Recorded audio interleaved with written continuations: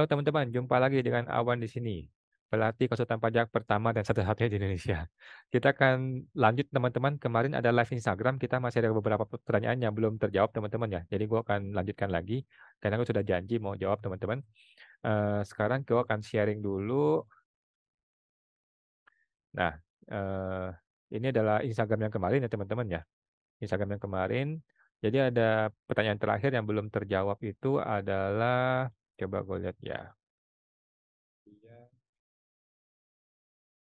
Oke, sudah habis ya. Mohon maaf ya, saya semuanya saya jelaskan satu hal itu. Nanti saya akan tunggu dia berbicara. Nanti langsung ke www.program ya. Terpotong dulu dari apa ya Bu Diana? Nah, dimulai dari Ibu Diana tadi ya. Jadi Bu Diana yang saya tangkap nih Bu Dia Nurana ya. Dia ada perjanjian kerjasama dengan orang, kemudian orang itu investasi tetapi tidak jadi pemegang saham sepertinya begitu ya. Kemudian dia bagi hasil nih 50% atau mungkin 60% 40% gitu ya. Nah, jadi dia bagi hasil. Nanti ketika dia bagi hasil tuh bagaimana gitu? Bagaimana prosesnya? Itu yang ditanyakan kan. Jadi sebenarnya teman-teman, kalau kita ada orang investasi di perusahaan kita, tetapi dia tidak masuk sebagai pemegang saham, berarti kita lapor sebagai hutang piutang kan. Nah, jadi cara pertama adalah kita bayar bunga atas hutang piutang. Jadi ketika kita mau ngembaliin hasil investasi itu adalah kita bayar bunga atas hutang piutang. Oke. Yang kedua, cara kedua adalah ketika kita bayar dia itu kan ini bagi hasil ya, tetapi kita bisa catat sebagai PPh 21 atau PPh 23 aja. Kita anggap jasa manajemen aja. Jadi lu tinggal catat sebagai jasa manajemen, kemudian lu bayar PPh-nya, PP 21 kalau orang pribadi atau PPh 23 kalau dia badan. Udah sesimpel itu. Jadi ada dua jalur untuk bayar orang melalui mekanisme ini adalah yang pertama bayar bunga sebagai bunga hutang, yang kedua adalah sebagai jasa manajemen. Ya tinggal potong PP 21 23 atau dikombinasikan aja antara dua ini ya. Karena kan dia bukan pemegang saham ya sehingga dia tidak bisa menerima dividen. Oke. Lanjutkan. Ini yang Bu Dian lagi. Oke. Nah, kemudian tadi ada Bapak siapa tadi?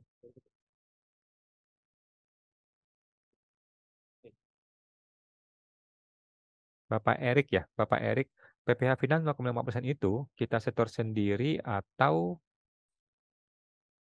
terpotong, Pak? Mohon maaf. Oh, PPh final 0,5% itu kita setor sendiri atau dipotong oleh lawan transaksi yang PT. Kalau dia PT, sekarang kita jualnya apa, Pak? Barang atau jasa? Kalau kita jual barang, maka kita bayar sendiri PPh 0,5%.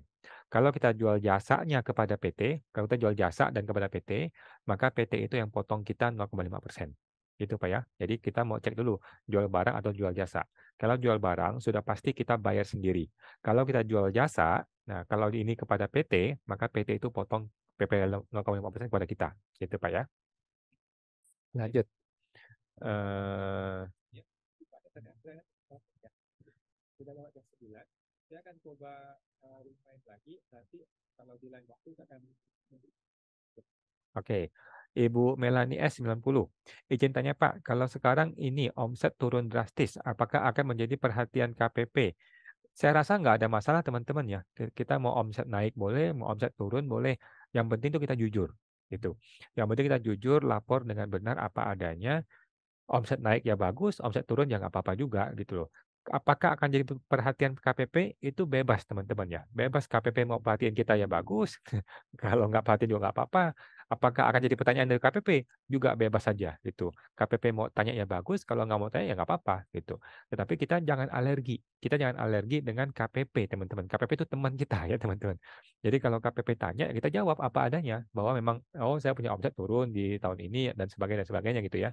Kita kasih jawaban yang memang apa adanya gitu teman-teman. Jadi nggak usah khawatir ya.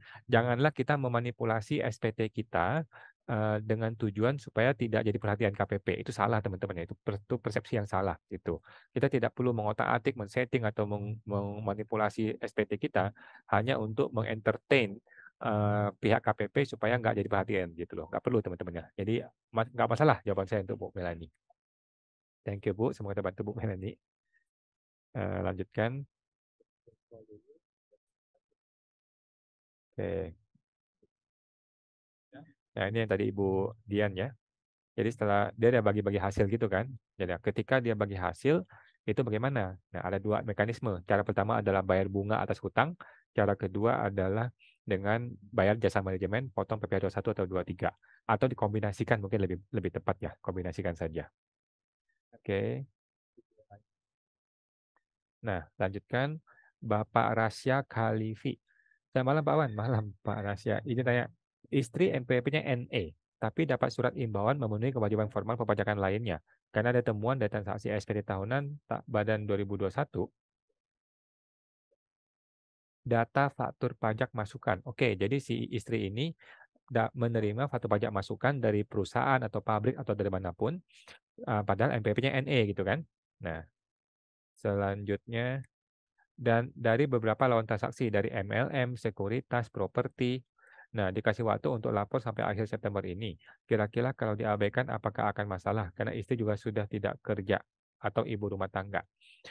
Menurut saya sih Pak, menurut saya sebaiknya Bapak datangin ke KPP ya. Kita kan punya niat baik kan. Kita datang ke KPP, ceritakan kepada KPP, dulu saya memang ada kerja di MLM, ada sekuritas, ada bagian agen properti juga, penghasilan juga tidak seberapa gitu kan. Nah, kasih tahu aja apa adanya gitu. Kalau penghasilan itu masih di bawah PTKP, di bawah 54 juta kan harusnya nggak kena pajak gitu ya. Nah, kalau emang kena, ya udah, kena juga nggak besar kok. Teman-teman nggak usah khawatir ya. Kalau nilainya tidak besar, pajaknya pun tidak besar. Nah, kalau emang itu perlu dibayar, ya sudah, kita bayar, kita laporkan pembetulan SPT, lapor SPT-nya. Gitu sih, paling gitu sih, Pak. Kalau Bapak betul-betul males dan tidak mau balas, ya sudah, terserah sih. Cuman ya ini kan AR akan kerja terus gitu. Ada baiknya kita ngomong baik-baik sama AR, "Pak, sekarang saya sudah ibu rumah tangga, sudah sama saya nggak ada penghasilan." Itu dulu memang ada, tetapi kan nilainya kecil. Jadi kalaupun saya lapor juga nggak ada manfaat, Pak. Tidak ada pajak yang saya bayar gitu. Kalau nilai kecil gitu ya. Nah, oke, thank you Bu Rasya, semoga membantu. Kemudian Bapak Rokim Syah, bagaimana jika dari awal tahun tidak pernah lapor faktur pajak yang digunggung? Karena ada penjualan eceran yang tidak pernah pungut PPN. Gampang Pak, Bapak akumulasikan semua ke masa yang terbaru ini. Mungkin ke masa September atau Agustus gitu ya. Jadi faktur pajak gunggungannya diakumulasikan saja ke bulan terakhir. Nanti akan, kalau suatu hari ketahuan, maka ini akan dianggap faktur pajak yang cacat. Artinya yang terlambat dibuka, Bapak tinggal bayar denda 1%. Gitu Pak. Paling gitu sih. Kalau Bapak mau pembetulan tiap bulan juga boleh. Kalau mau pembetulan dari Januari ya, pembetulan-pembetulan masukin gunggungannya masing-masing. Nah, kalau enggak ya sudah digabungin semua diakumulasi ke bulan terakhir ini. Kemudian Bapak siap dengan bayar dendanya 1% kalau ketahuan ini faktur pajak terlambat. Oke, itu Pak. Ya, thank you Pak Rokim Syah. Semua teman-teman Pak. Oke, Bapak Aji Listrik, mau tanya lagi. Saya punya PTP UMKM tahun kemarin, PKP-nya tahun ini. Tahun kemarin bayar PPh-nya final, tahun ini tidak bayarkah? Karena nilai PPh 25-nya belum ada. Sekarang untuk menentukan final atau tidak final, tidak ada hubungan dengan PKP, Pak. Oke, ini berhubungan dengan omset.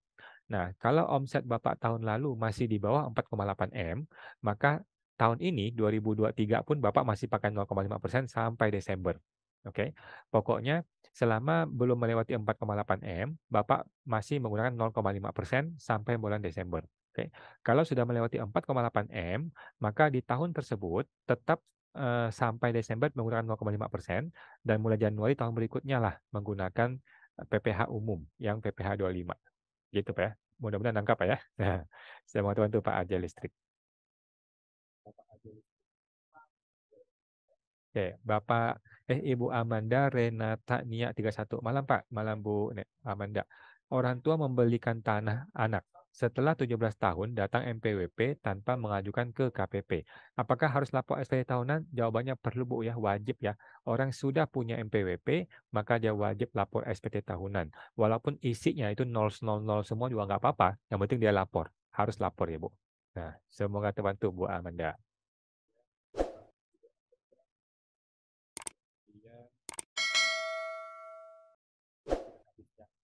Oke, teman-teman yang sudah habis. Dan sekalian gue mau sampaikan teman-teman ya, info dari ddtc.co.id ya. Info news DDTC yang kemarin lupa belum disampaikan. Ada pengumuman teman-teman ya, pakai layanan Simfoni Kemenkeu, kini wajib setor NIK atau NPWP. Jadi ini intinya gini, semua pelayanan publik ke depannya itu mulai 9 September ya, harus menggunakan NPWP atau nomor NIK. Jadi sudah nggak bisa lu, ada pelayanan publik tetapi lu nggak mau kasih KTP, nggak mau kasih NPWP itu sudah nggak bisa lagi ya. Kita baca teman-teman ya. Kementerian Keuangan kini mewajibkan semua pengguna sistem informasi PNBP online atau SIMPONI ya, sistem informasi PNBP online untuk mencantumkan nomor NIK dan atau nomor NPWP. Jadi wajib teman-teman ya. Mungkin teman-teman belakangan ini sudah sering ditelepon sama bank, sama siapa-siapa gitu ya, wajib kasih NPWP. Karena memang wajib. Pada aplikasi SIMPONI diberitahukan bahwa kewajiban mencantumkan NIK atau NPWP berlaku mulai hari ini 9 September 2023 teman-teman ya. Jadi sekarang kan udah 13 September udah lewat nih. Hal ini sejalan dengan amanat Perpres ya Peraturan Presiden tahun 2021 yang mewajibkan pencantuman NIK atau NPWP pada setiap penyelenggaraan pelayanan publik. Ini sudah betul teman-teman ya. Mulai tanggal 9 September setiap pengguna diwajibkan mencantumkan NIK atau NPWP. Oke. Perpres nomor 83 tahun 2021 mewajibkan pencantuman NPWP pada setiap penyelenggaraan publik, salah satunya untuk menerapkan kebijakan pencantuman nomor identitas terstandarisasi dan terintegrasi dalam pelayanan publik. Oke. Penggunaan nomor identitas yang terstandarisasi dan terintegrasi berupa NIK atau NPWP merupakan rujukan identitas data yang bersifat unik sebagai salah satu kode referensi dalam pelayanan publik untuk mendukung kebijakan satu data Indonesia. Oke. Pengaturan dalam Perpres ini meliputi pertama ya, persyaratan penambahan NIK atau NPWP penerima layanan. Kedua, pencantuman NIK atau NPWP penerima layanan. Ketiga, validasi atas pencantuman NIK atau NPWP. Jadi selain kita punya NIK, kita masukkan juga harus divalidasi ya. Keempat, pemadanan dan pemutakhiran data kependudukan dan basis data perpajakan. Kelima, pengawasan. Oke. Kemenke mengembangkan Simponi sebagai sistem billing yang dikelola oleh DJP anggaran untuk memfasilitasi pembayaran penyetoran PNBP dan penerimaan non-anggaran. Simponi memberi kemudahan bagi wajib pajak wajib setor untuk membayar PNBP dan menerima non-anggaran melalui berbagai channel pembayaran. Channel pembayaran yang tersedia adalah teller, bisa teller bank ya, atau ATM, atau EDC, atau internet banking. Dengan aplikasi ini, masyarakat pun bebas memilih berbagai alternatif. Oke, teman-teman. Jadi ini sudah clear ya, teman-teman. Jadi mulai sekarang kita mesti ubah mindset gitu. Jangan lagi punya mindset, gue mau sembunyikan. Enggak. Sudah enggak zaman, teman-teman ya. Sekarang mindset kita adalah gue mau buka semua. Semua harus gue buka. Kalau memang ada pajak yang perlu gue bayar, gue harus bayar. Itu teman-teman ya. Mindset yang masih kita tanamkan di pikiran kita. Kalau kita masih terus-menerus berusaha punya mindset menyembunyikan, kita akan berusaha menciptakan berbagai skenario yang aneh-aneh. Gitu, yang aneh-aneh hanya demi untuk menyembunyikan data kita dari pajak. Gitu teman-teman ya. Yang pada akhirnya akan ketahuan juga gitu. Lu kira orang pajak bego kan? Enggak ya. Orang pajak itu pintar sekali, lebih pintar dari lu dan gua, teman-teman ya. Jadi, apapun skenario Anda pasti akan ketahuan suatu hari nanti. Dan ketika saatnya ketahuan, itulah saatnya lu membayar hutang karma lu gitu ya. Membayar hutang pajak yang seharusnya lu bayar dan pada saat itu belum tentu lu lagi sanggup gitu. Siapa tahu lu lagi ada masalah waktu itu. Nah, itulah yang sering jadi masalah gitu. Akhirnya negara lagi yang salah. Akhirnya Jokowi lagi yang lu salahin gitu ya. Jadi teman-teman kita mesti betul-betul paham mulai sekarang nomor NIK MPP kita tuh sudah nyambung ke mana-mana. Pokoknya yang sifatnya digital, berhubungan dengan komputer, itu pasti nyambung dengan NIK dan MPP kita. Kalau lu mau nyembunyiin barang, sembunyilah di bawah bantal. Tapi udah nggak zaman juga teman-teman ya. Sekarang zaman itu keterbukaan informasi. Kita buka aja semua, kita laporin semua, dan kita masih bayar pajak yang memang seharusnya kita bayar. Gitu teman-teman ya, mindset yang betul. Oke teman-teman itu aja hari ini ya untuk lanjutan dari Instagram kemarin yang belum terjawab. Mohon maaf kemarin belum terjawab ya teman-teman. Oke sampai jumpa lagi.